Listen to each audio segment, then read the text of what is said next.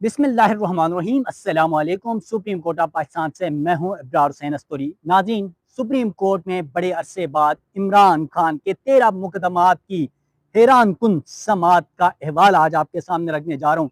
आज अचानक chief justice Yahya Afridi साहब का ज़मीर कैसे जागा, ये बड़ा सवाल है कि इतने अरसे तक इमरान खान के मुकदमात समात के लिए मुकर्रर नहीं हो रहे थे इस सुप्रीम कोर्ट में।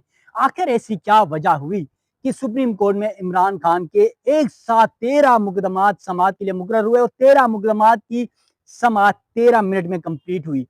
आखिर इतनी क्या जल्दी थी और इन केसेस में ऐसा क्या था कि इतनी जल्दी समातें निपटा दी गई।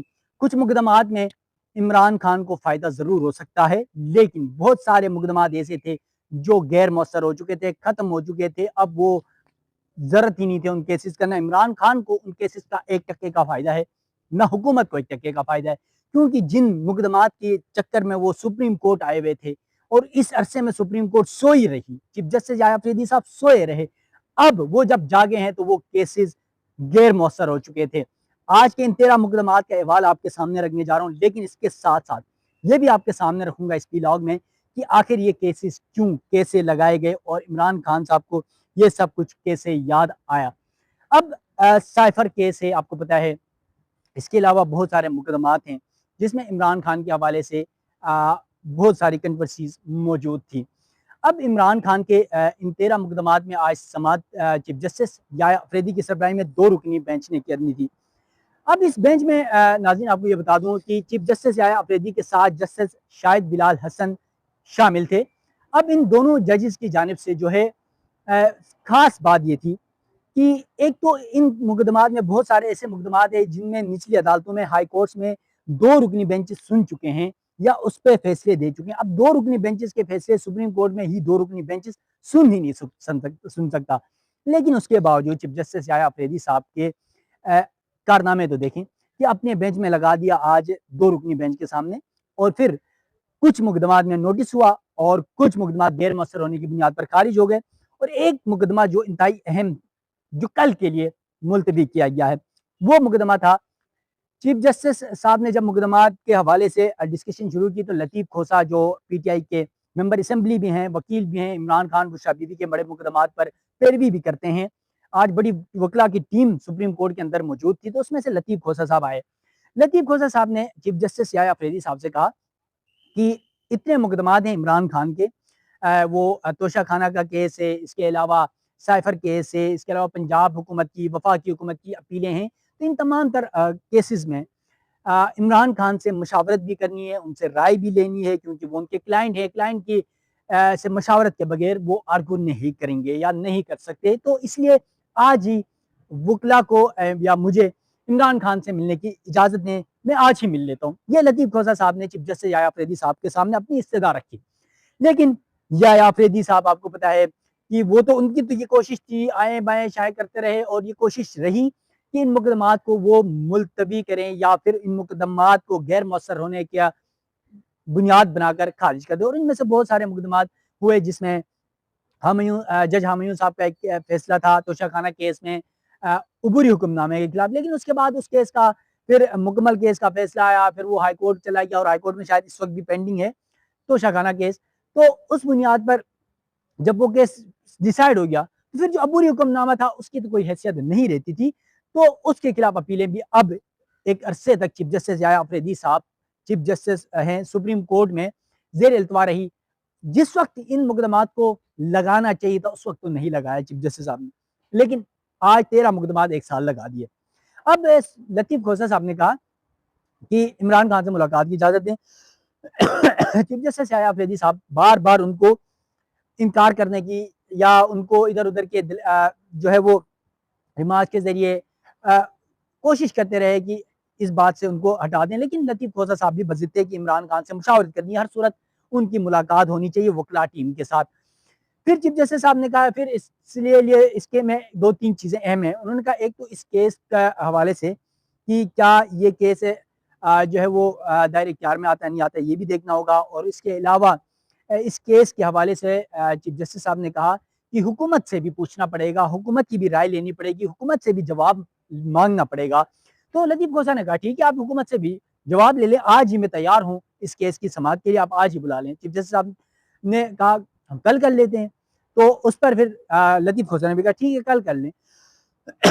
उसके बाद सुप्रीम कोर्ट ने चीफ जस्टिस साहब ने वफाकी हुकूमत को कल के लिए नोटिस जारी कर दिया है कि इमरान खान से पीटीआई के वकला टीम की यानी कानूनी टीम की मुलाकात के हवाले से कि इन मुकदमात में इमरान खान के वकला जो है वो उनसे मुलाकात अडियाला जेल जाकर करेंगे या नहीं करेंगे, इस हवाले से हुकूमत बताएगी और इन मुकदमात के हवाले से भी अब तक की जो पेश रफ्त है वो बताएगी। इसके अलावा कुछ मुकदमात थे जिसमें पंजाब हुकूमत की अपीलें थी, उसके अलावा आपको पता है 9 मई के मुकदमात थे, इसके अलावा बुशरा बीबी का केस था, फिर साइफर केस जो सबसे इंतहाई अहम केस है।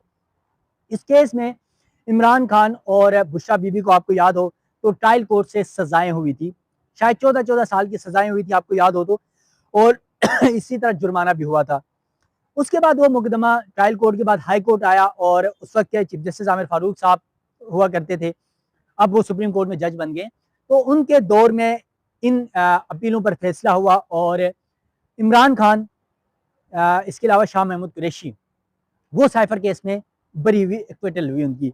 उसके बाद जब उनकी बरियत के बाद उनकी बरियत के खिलाफ वफाकी हुकूमत ने सुप्रीम कोर्ट में अपील दायर की, चैलेंज किया उस मामले को, इस्लामाबाद हाई कोर्ट का फैसला, और वो मामला अब तक पेंडिंग रहा और आज वो समाअत के लिए मुकर्रर था। तो इस मामले पर सुप्रीम कोर्ट की जांच से एक तो नोटिस जारी किया गया है और 2 हफ्तों के लिए समाअत मुलतवी की गई है। इसके अलावा तोशा खाना ठू का केस था, इसके अलावा एक और केस था। ये 3 मुकदमात थे जिसमें एक तो 2 बिल रुकनी बेंच नहीं सुन सकता था, इसलिए 3 रुकनी बेंच के लिए, लार्जर बेंच के लिए भिजवाया गया चीफ जस्टिस की जानिब से। और फिर आपको पता है कि 2 हफ्ते का टाइम इसलिए भी दिया गया, ज़्यादा टाइम, कि क्योंकि प्रैक्टिस एंड प्रोसीजर जो कमेटी है सुप्रीम कोर्ट की जजेस की, वो बैठ के इन केसेस को डिसाइड करेगी किस बेंच में लगाना है, कौन कौन जजेस होंगे और कब के लिए समाअत होगी। 2 हफ्तों का टाइम दिया गया। तो यकीनन साइफर वाला जो केस है, इस समय जो 2 और मुकदमात जो 3 रुकनी बेंच को भिजवाए गए हैं वो समाअत के लिए आइंदा 2 हफ्ते बाद मुकर्रर हो जाएंगे और फिर हुकूमत उस पर जवाब भी जमा कराएगी।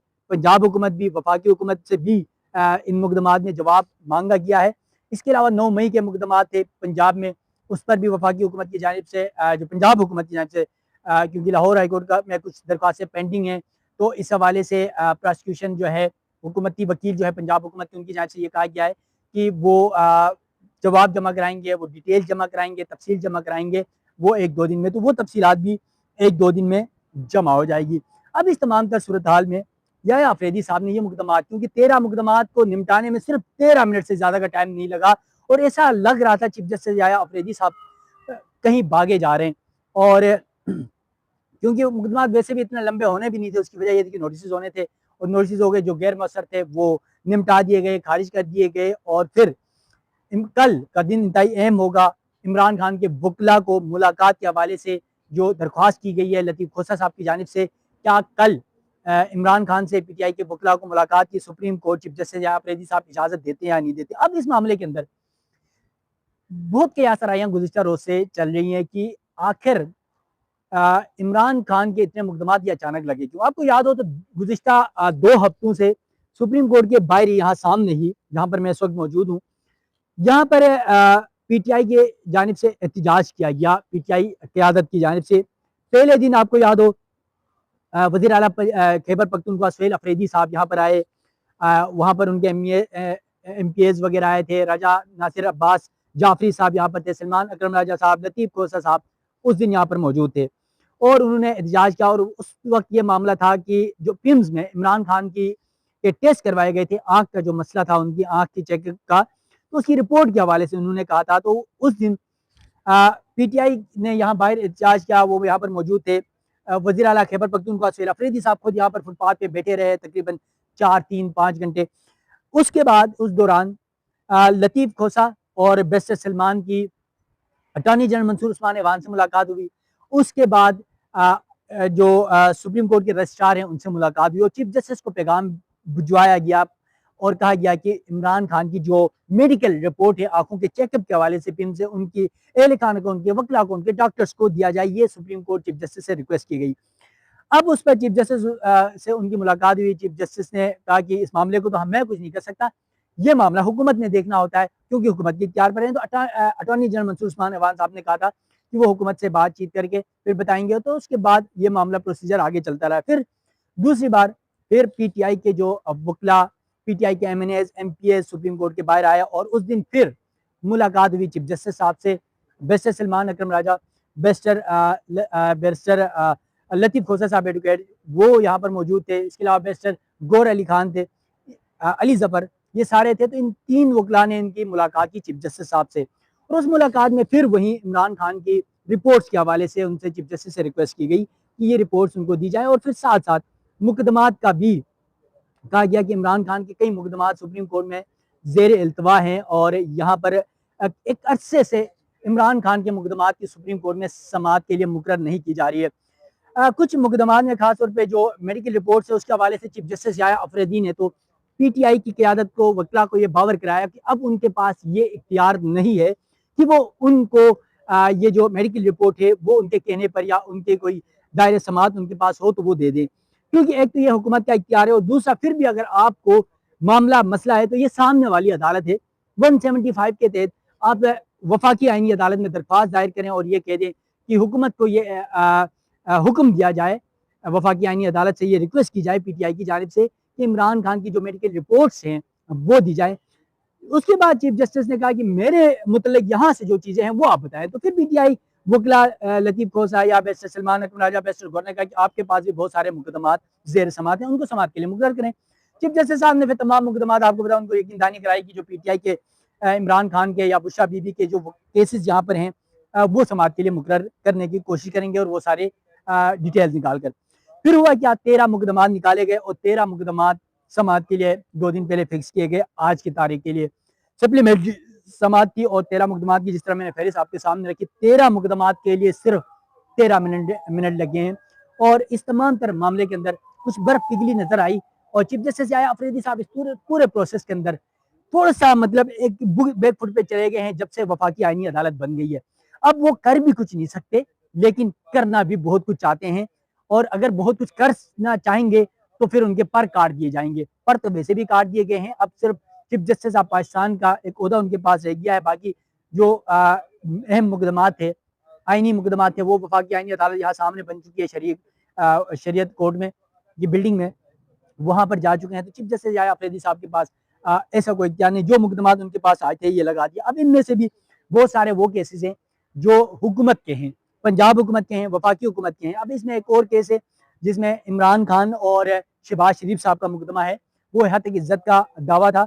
और आपको याद हो तो जब इमरान खान साहब वज़ीर आज़म थे और शहबाज शरीफ साहब अपोजिशन लीडर थे, तो उस वक्त इमरान खान ने कहा था कि पानामा केस के हवाले से कि एक मीडिया टॉक में या कहीं गुफ्तगू करते हुए उन्होंने कहा था कि पानामा केस सुप्रीम कोर्ट में अदालतों से या इन मामलों को ख़त्म करवाने के लिए 10 अरब रुपए जो है मुबीना तौर पर शहबाज शरीफ ने अपोजिशन लीडर की हैसियत से ऑफर किए इमरान खान को। तो इस मामले के ऊपर शहबाज शरीफ साहब ने हत्या की इज्जत का दावा किया था और यह मामला भी सुप्रीम कोर्ट में पेंडिंग था।